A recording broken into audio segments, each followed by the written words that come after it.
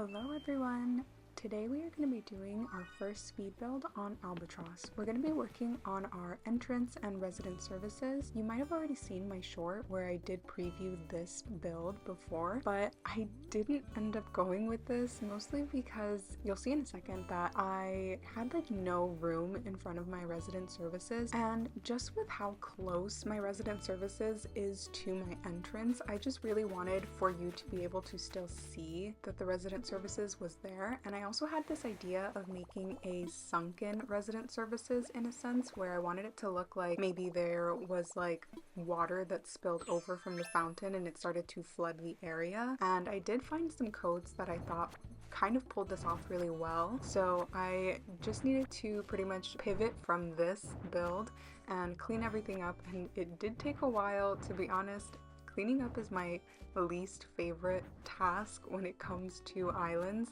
I think that's why I always just reset my islands. I just really can't be bothered with cleaning up everything and picking up all the items and then undoing all the terraforming. It's literally my least favorite part of resetting.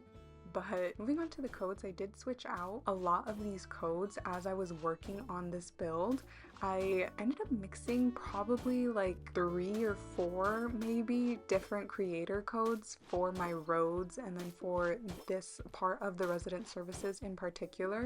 And you'll see that at the end of the build, I did switch out these stairs, and that's what I'm talking about. Like, you're gonna see certain codes kind of shift throughout this build. And it's just because I was really indecisive and I really wanted it to color match a little bit more to the aesthetic that I was going for. Something I had to do quite a lot was make sure that I was getting the right measurements, because I definitely forgot about how big my road code is, and I had to go back quite a few times and make sure that everything was looking okay. So that's something to keep in mind if you are also doing a theme where you have a road and you happen to have like a curb or something attached to this road, just because like for this road in particular, I do have these like side curbs that are attached to it. And I did mix this. This is technically from the same creator, but she has 2 separate creator codes, and I just pulled it from a different creator code that she had because I thought that they kind of matched anyways. And once we're done placing those codes, we're gonna get started on this sunken resident services. We're just gonna start by planting a bunch of trees because I do want this island to have a bit more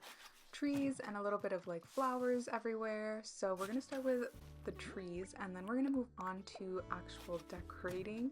We're gonna start with these fences here because I wanted our resident services to look like it is fenced in a bit, and I did use these simple panels with these codes. They're from the same creator as my road, I believe. I will have all of my codes linked down below. It's probably gonna take me a minute to find everything because I did mix so many different codes to try to create a more cohesive look. Please let me know what you think and if I was able to pull it off, because I think it ended up okay, but let me know. And please also let me know if I should use this Valiant statue or if I should use this beautiful woman statue. I did end up leaving the beautiful woman statue there just because it was the last thing I put down and I didn't want to pick something up again and drop it down again. So if you could, please just let me know which one you like better. But moving back to decorating, I'm just trying to create like a more abandoned feel. I want it to seem like this place is overgrown, and maybe like the residents who are living here are trying to slowly but surely pick this island back up and try to restore it back to its original glory. And to achieve this look, I kind of just put a lot of the toy ducks, the decoy ducks, the vine bench items, or the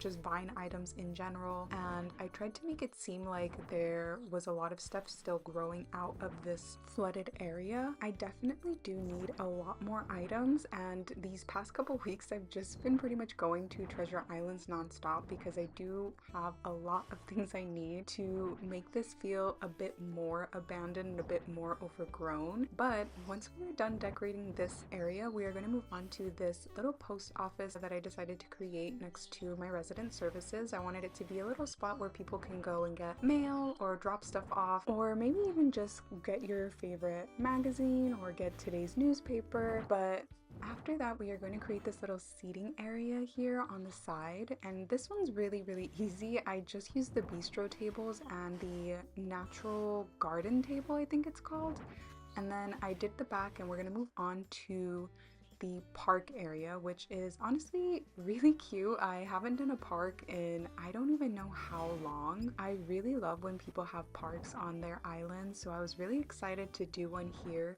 Also, let me know if you guys get that I was trying to create little like sandbags almost in a sense to stop the water from flowing into the park. That's what those are doing there. Let me know if you got that with the stacked bags that I have back there. And after we are done decorating the little park area, we're going to be moving on to this little soccer area I created next to the park. I guess it's still technically a part of the park, but it is the last part of this build, which ended up being a lot larger than I thought it was going to be. And I just wanted to do a quick little walkthrough and show you guys the before, which was obviously empty because I had nothing. I had to pick up all of the random items I threw down to get to 3 stars. And then we went on to create this beautiful little entrance with a park and the Sunken resident services and this little soccer area. I hope you guys enjoyed the build. I have so many ideas for my next build. I can't wait to get started on it. The only reason I haven't gotten started is mostly because I really needed to